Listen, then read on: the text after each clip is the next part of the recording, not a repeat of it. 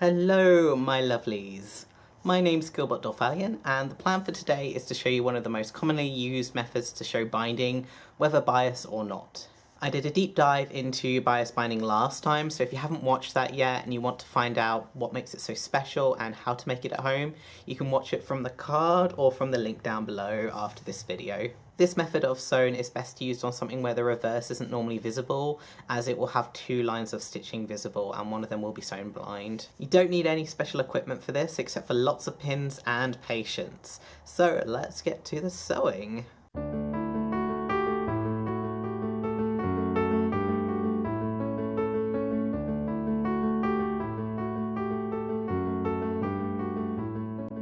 As I mentioned in the last video, commercial bias binding should come with a shorter and longer side, although it doesn't always.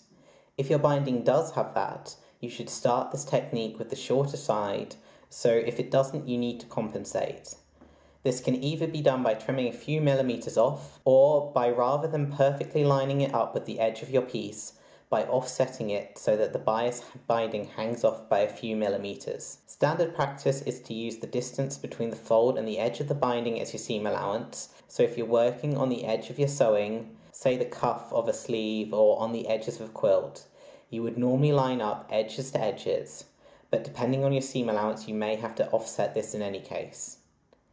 Pin it with the right side of your bias binding to the wrong side of your piece, and then sew on the fold line closest to the edge.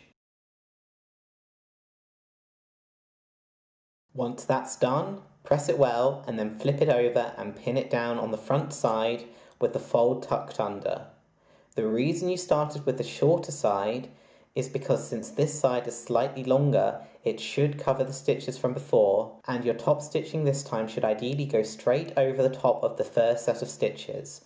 Although if you manage that, you are either some kind of sewing god or just significantly more precise than I am. If it doesn't quite cover the stitches, you should unpick it to make sure that everything lines up neatly.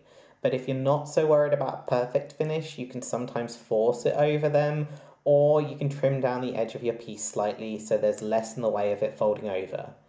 Neither of these will give you as straight or smooth a finish as redoing it though, so your mileage may vary.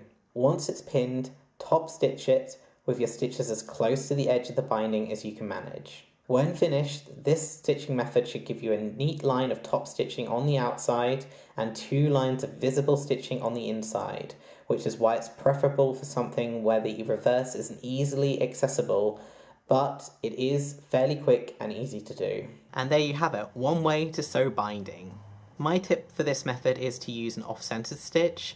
Most modern machines will have a setting where the needle is off to one side, and this means that you can line your stitches up either with the inside of the foot itself or with the feed dogs of the machine. I've also seen people recommending that you use a zip foot and use the inside of that as a marker for your stitches. In any case, whatever foot you're using, find something to use as a guide and stick to it, and your stitches should be relatively even. I hope you found this interesting and helpful, and if you did, please think about leaving me a like and or subscribing for more sewing and costume related content. As always, a massive thank to everyone who made it this far through the video and to all of my lovely followers. You guys mean the world to me. Thank you for sticking with me. Stay safe, stay sensible, and I shall see you again soon. Bye!